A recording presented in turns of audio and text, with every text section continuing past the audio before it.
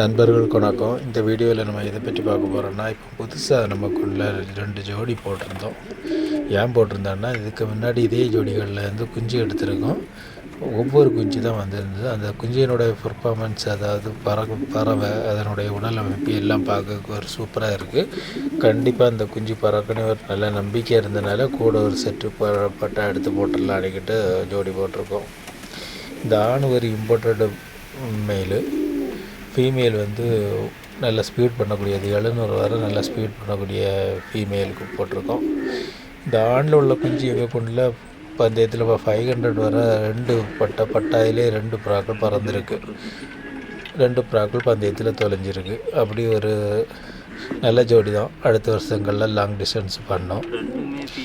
இந்த ஜோடியில் உள்ளது ஃபீமேல் 500 பறந்தது. ஆணும் ஸ்டாக் பேர்டு தான். ஆனால் அந்த ஆணோட குஞ்சு எங்கிட்ட 1000 வரை பறந்துருக்கு. அப்படி ஒரு முக்கியமான பேர்டுகள் தான். இந்த மெயிலுக்கு நாங்கள் முன்னும் ஒரு இம்போர்ட்டட் லைன்லேருந்து தான் ஒரு ஃபீமேல் கொடுத்துருந்தோம். அந்த ஃபீமேலுக்கு போட்டு வந்த குஞ்சுகள் தான் நம்மகிட்ட 1000 கிலோமீட்ரு 475 கிலோமீட்டர்லாம் பிளேஸ்மெண்ட் வாங்கி தந்த லைனு. இப்போது அந்த ஃபீமேல் நம்ம கையில் இல்லை, நோயில் அடிபட்டு போச்சு.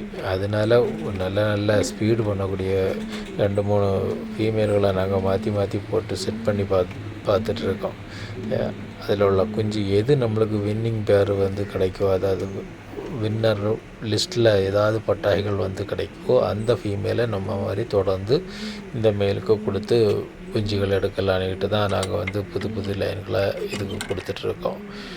எப்போதுமே நம்ம கூண்டுகளில் வின்னர் பேர்டுகளுக்கு பேரண்டாக நம்ம பாதுகாக்கிறதுல எப்போவுமே நம்ம ஒரு இம்பார்ட்டன்ட் கொடுக்கணும். அப்படி கொடுத்தா தான் நம்ம கூண்டில் உள்ள புறாக்கள் நம்ம கூண்டுக்கு ஒரு நல்ல பேர் எடுத்து வந்துட்டுருக்கோம். வீடியோ பிடிச்சிருந்தனா லைக் பண்ணுங்கள், ஷேர் பண்ணுங்கள், சப்ஸ்கிரைப் பண்ணுங்கள்.